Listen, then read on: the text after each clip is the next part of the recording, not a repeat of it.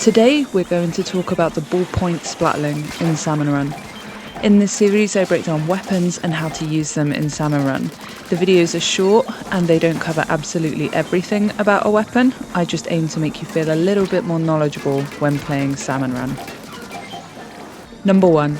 The Ballpoint Splatling is a middleweight splatling that is generally considered the best in its weapon class due to its unique ability to have a short range and long range firing mode. It boasts impressive burst damage, one of the longest ranges of any weapon, and mobility that puts almost all other splatlings to shame. Number 2.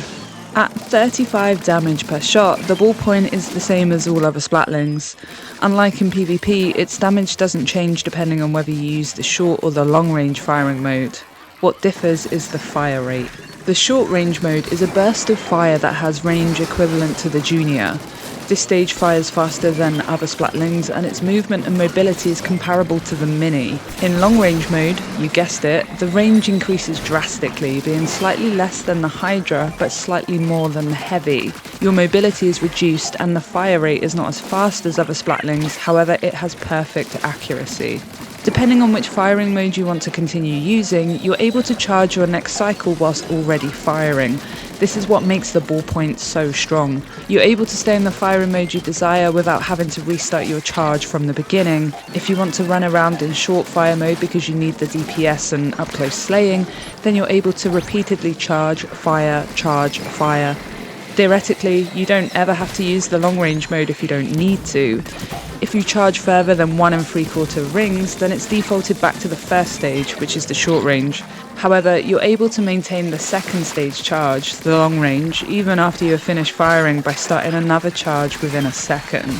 It takes 100 frames, or 1.6 seconds, to fully charge the weapon, and you get just over 4 full charges per ink tank.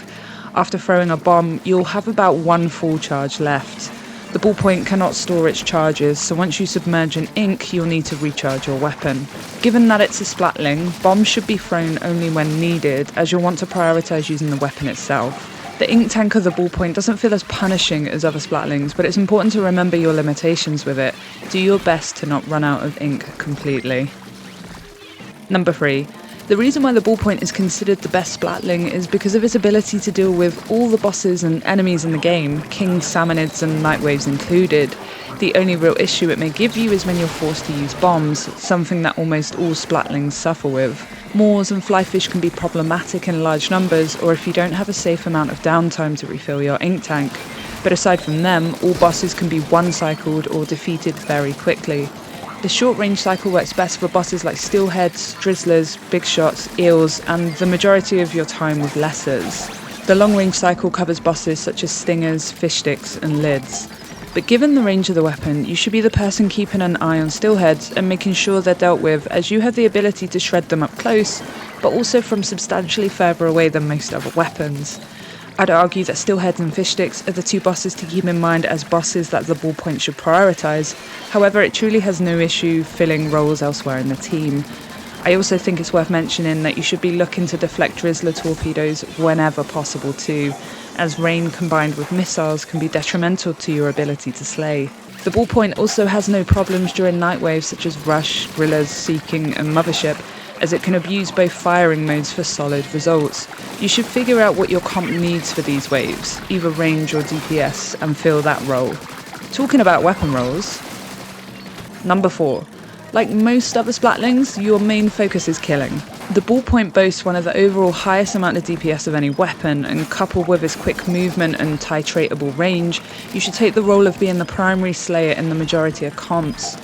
It takes some practice, and I think one of the biggest gripes I hear from newer or lesser experienced players is that they don't get how to be effective with this weapon.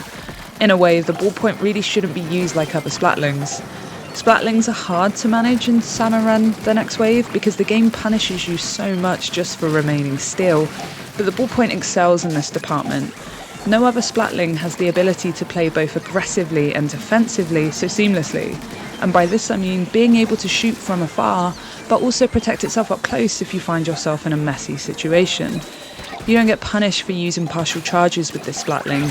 Sometimes it's what you should be doing to allow yourself to get out of certain situations, but to keep up with the firing.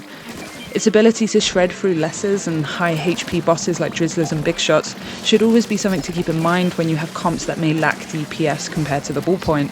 If you do have a comp that has good DPS but no range, then taking positions to exploit the ballpoint's range should be the main priority. Think stingers, steelheads and fish sticks. My point here is that you shouldn't default to the mindset of being defensive or standing back with this weapon. The ballpoint is extremely powerful and can carry itself well within almost any comp. Number 5. One of the hardest learning curves with the ballpoint is knowing how and when to use which firing mode. There's a knack to it, and it does take some practice getting used to, as no other Splatling has this function. And you might be thinking, does it really make much of a difference if both modes have the same damage? And I guess you can make an argument for that at lower ranks, and certainly if you're newer to the game, it may not feel as though you're going to see the small differences that come from maximising the weapon to its fullest.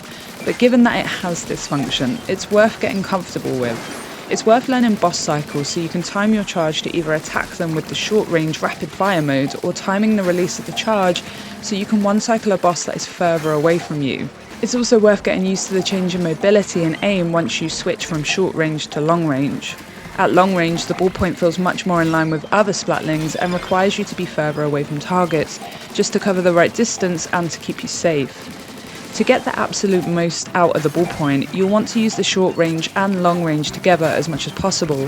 What I mean by this is if you're looking to slay a boss that's slightly further away, you'll have to get through the short range cycle first. Why waste the shots? Combine targets so that your entire charge gets used.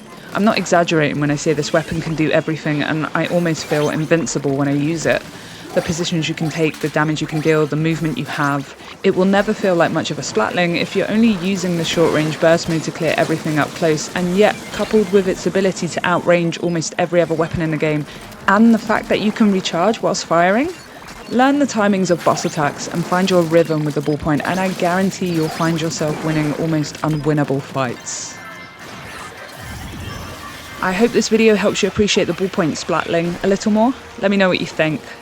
I will see you soon.